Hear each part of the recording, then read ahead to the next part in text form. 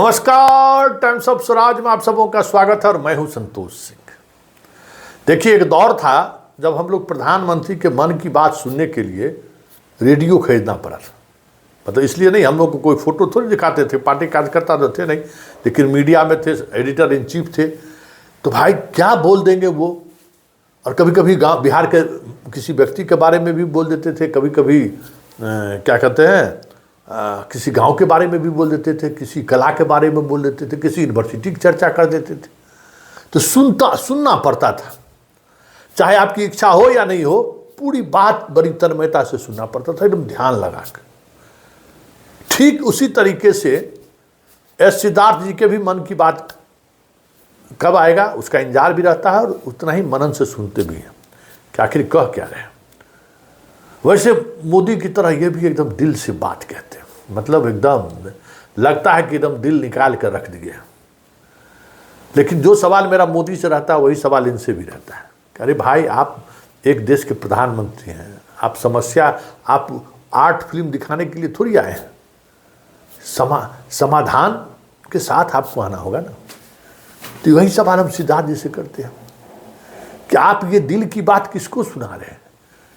बहुत शिक्षा विभाग में बहुत कष्ट है, किसको सुना रहे भाई। कष्ट का निवारण तो आप ही को करना है। बहुत अच्छी बात है, आज आपने जिस सवाल के साथ शुरू किया है टाइम मैनेजमेंट का, वो बहुत ही ज़बरदस्त, वो आप लगा कि हाँ अच्छी बात है भाई, आपका वाकई में टाइम मैनेजमेंट पर ज़बरदस्त पकड़ है। लेकिन आपके पकड़े रहने से क्या फ़ायदा है। आप सुबह उठते हैं, रात में 12 बजे सोते हैं, सुबह 5 बजे उठते हैं, तैयार होते हैं, हवाई जहाज चलाते हैं। उससे शिक्षक को क्या लेना देना है, उससे छात्र को क्या लेना देना है, उससे शिक्षा विभाग के अधिकारियों को क्या लेना देना है। क्योंकि आप जो टाइम मैनेजमेंट की बात करते हैं, वो टाइम मैनेजमेंट आपके विभाग में क्यों नहीं दिख रहा है। शिक्षकों की कितनी समस्या है, आप बताइए। कितना वो आप खुद देखिए ना, TRE 3 का कितना बार टाइम मैनेजमेंट किए आप, कितना बार घोषणा की और कितना बार टाइम मैनेजमेंट फेल हुआ आपका। आप ट्रांसफ़र को लेकर कितना बार टाइम फ्रेम आप कहे और कितना बार टाइम मैनेजमेंट आपका गड़बड़ाया। आज ही बेचारा अभी एगो BPSC वाला TRE 1 का एक शिक्षक फ़ोन किया, उसको जुलाई 2024 में ही इंक्रीमेंट मिलना था, आज तक इंक्रीमेंट नहीं मिला है।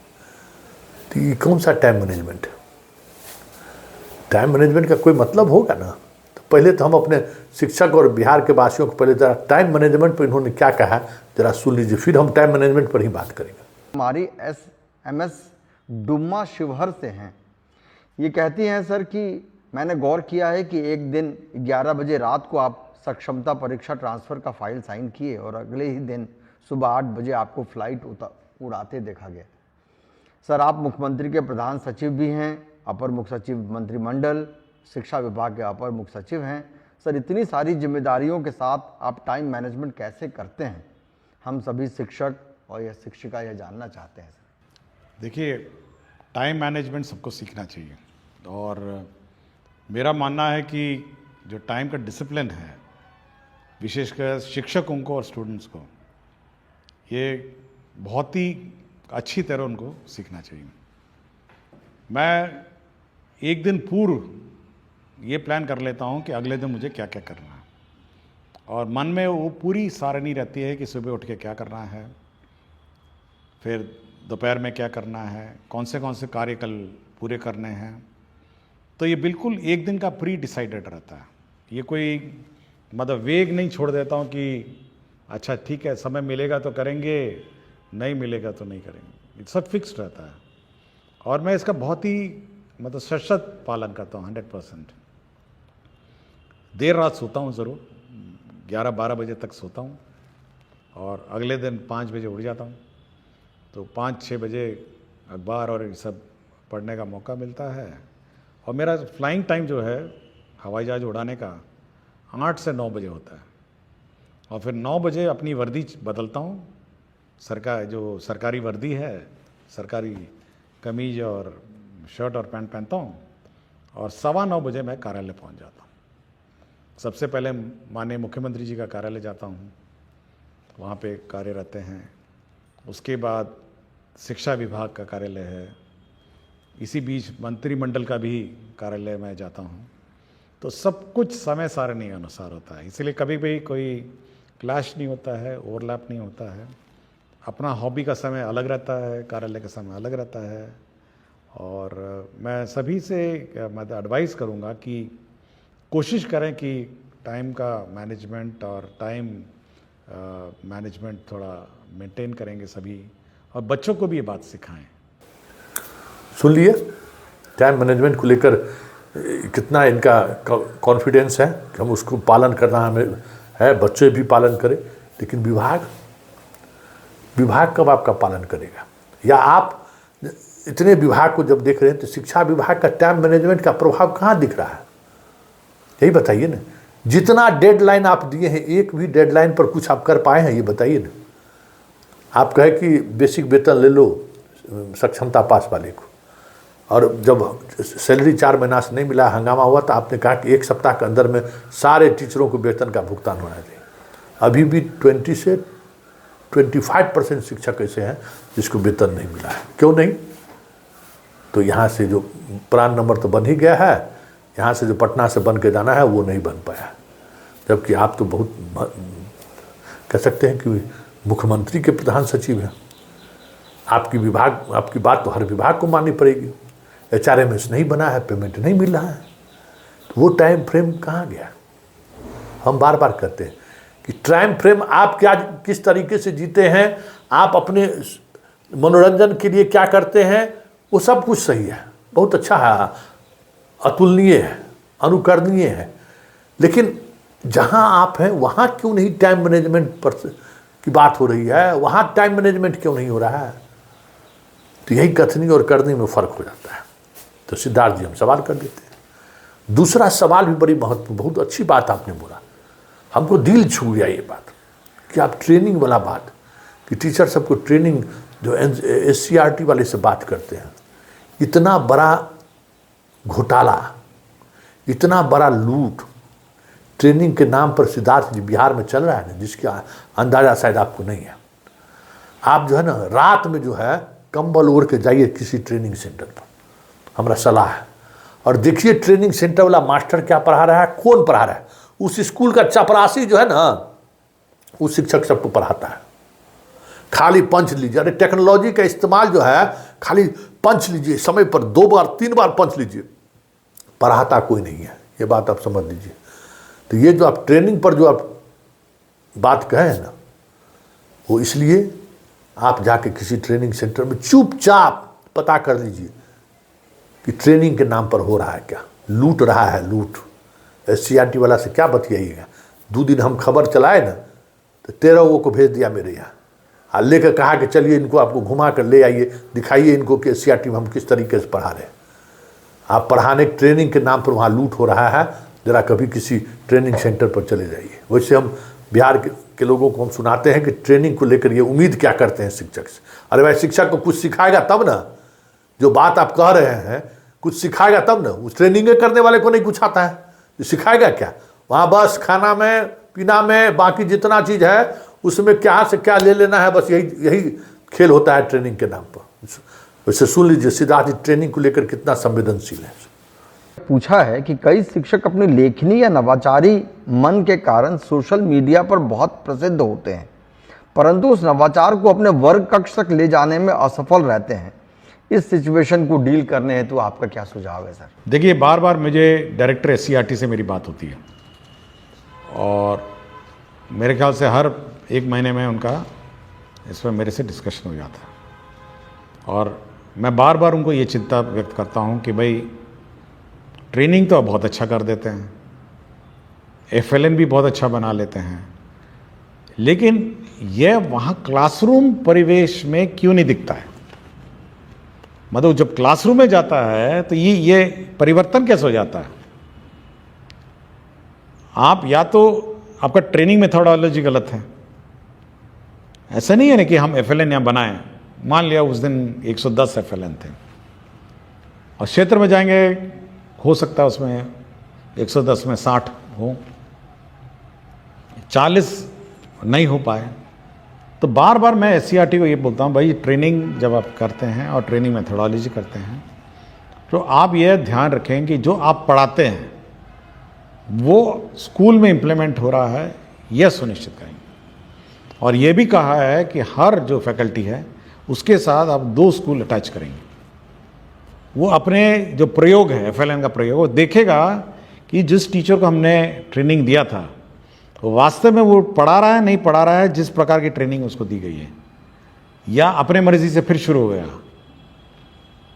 तो ये चिंता मेरी है कि सोशल मीडिया में बहुत सारे नवाचार हैं, FLN किट्स भी हैं, FLN मेथोडोलॉजीज भी है, लेकिन ये स्कूल में वास्तव में ये वहाँ पे है या नहीं है, हो रहा है या अलमारियों में बंद है या डब्बों में बंद है, ये मेरी बहुत चिंता है और इसका मैं समाधान निकालने की कोशिश में लगा हूँ। सुन लिए।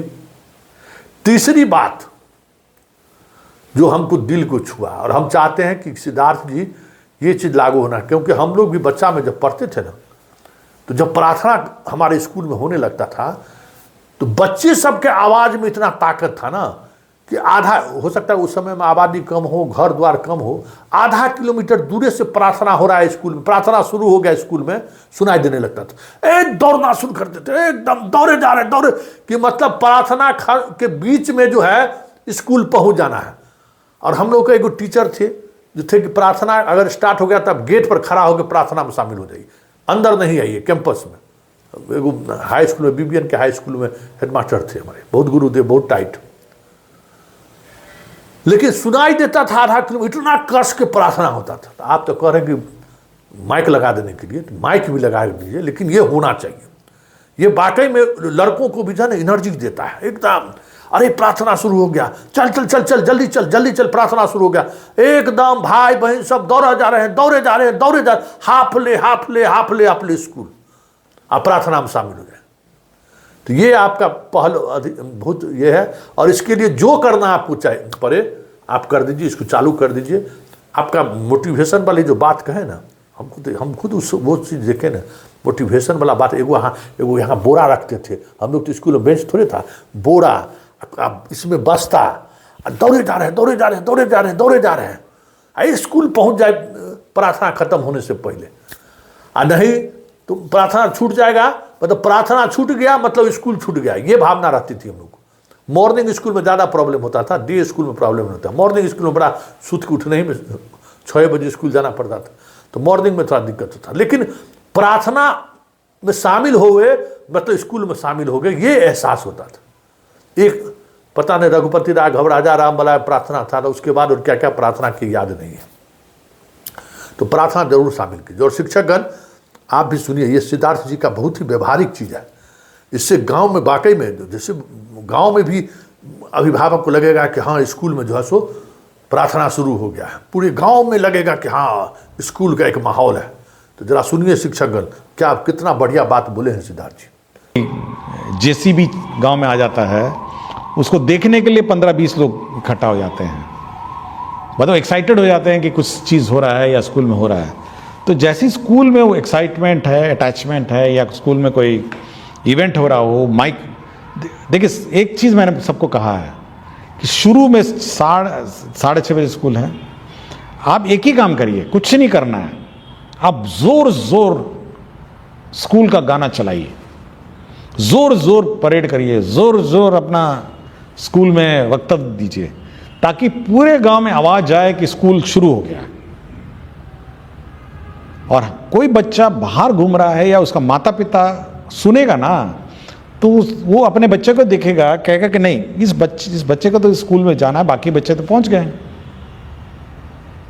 तो ये माइक है, बड़ा एम्पलीफायर ले लीजिए ना, बड़े बड़े एम्पलीफायर ले लीजिए, लेकिन ऐसा आवाज करिए पूरे गांव मोहल्लों में कि अगल बगल सारे माता पिता को पता चल जाए कि 6:30 बजे स्कूल शुरू हो गया है, अब स्कूल की गतिविधि शुरू हो गई है, प्रार्थना शुरू हो गया है, आपका राष्ट्रीय गीत हो रहा है, या आपका कोई वक्तव्य सुनाया जा रहा है। ये जो आप पूछ रहे थे पहले कि चेतना सत्र का क्या उद्देश्य है, चेतना सत्र का उद्देश्य ये है कि चेतना स्कूल के अंदर ही नहीं बल्कि स्कूल के बाहर भी चेतना करना, और अगल बगल जितने माता पिता हैं उनको लगे उनको अपने लगे अंदर कि भाई मेरा बच्चे को तो होना चाहिए समय, लेट भी नहीं पहुंचाएगा कि भाई जैसी आवाज़ आएगी तो बच्चा सो भी रहा होगा तो उठा के उसको भेज देगा कि भाई तुमको तो 6:30 बजे स्कूल शुरू हो गया है, और या कहीं ड्रॉप आउट होगा तो उसको भर्ती कराएगा। तो उस चेतना सत्र में माइकिंग का, आवाज़ का,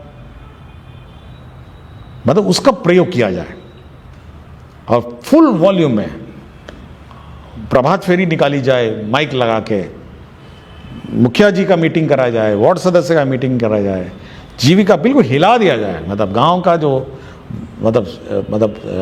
वातावरण है उसको इतना चार्ज कर दिया जाए कि सारे बच्चे स्कूल आ जाएं।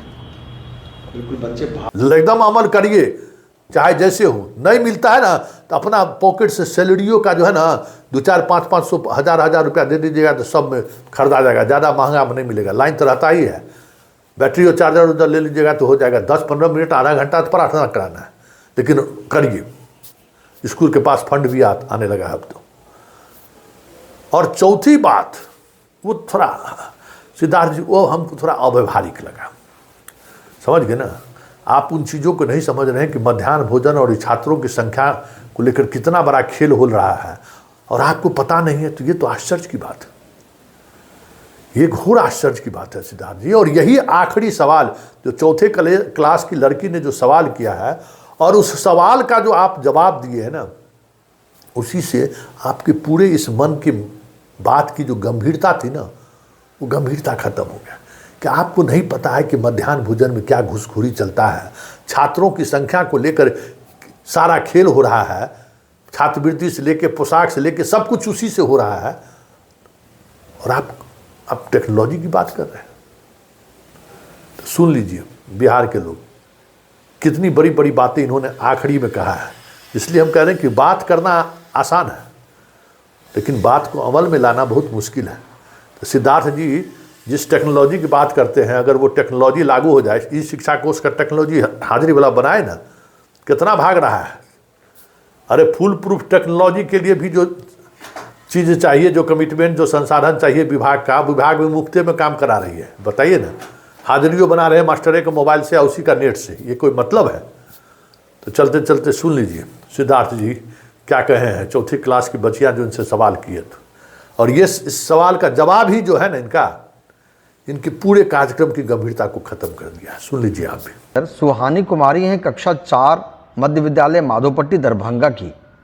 इनका सवाल है सर कि विद्यालयों में बच्चों की ऑनलाइन उपस्थिति दर्ज करने को लेकर कुछ दिन पहले संकल्प लिया गया था, क्या इसी सत्र से बच्चों की ऑनलाइन हाजिरी बनेगी?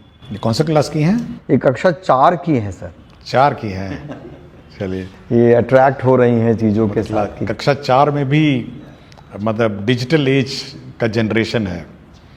देखिए हम लोग ये अवश्य है कि हम लोग ऑनलाइन अटेंडेंस लेंगे, और सबसे प्रथम 1 मई से आपको याद होगा कि हम लोगों ने 30 टैबलेट 30 स्कूल में बांटे हुए हैं और उसकी मॉनिटरिंग कर रहे हैं। तो सबसे पहले हम लोग इस 30 स्कूल में ऑनलाइन अटेंडेंस, मतलब बच्चों का अटेंडेंस करवाएंगे। ये 30 जो स्कूल्स हैं, 5 ज़िले हैं, 5-6 ज़िले हैं, हर ज़िले में 5 हैं, और उसमें इवन फेस रिकग्निशन सॉफ्टवेयर भी बिल्ट इन है। तो बच्चा अपना रजिस्टर करेगा, टीचर भी रजिस्टर करेंगे, और अटेंडेंस, ग्रुप अटेंडेंस होगी बच्चों की और टीचर की भी, और ऑटोमेटिकली वो सॉफ्टवेयर जो है वो इनके लाइब्रेरी फ़ोटो से उस फोटो को मिलान करेगा, और टीचर का अटेंडेंस शीट बना देगा और बच्चों का अटेंडेंस शीट बना देगा कि कौन बच्चे उपस्थित हैं, कौन बच्चे उपस्थित नहीं हैं।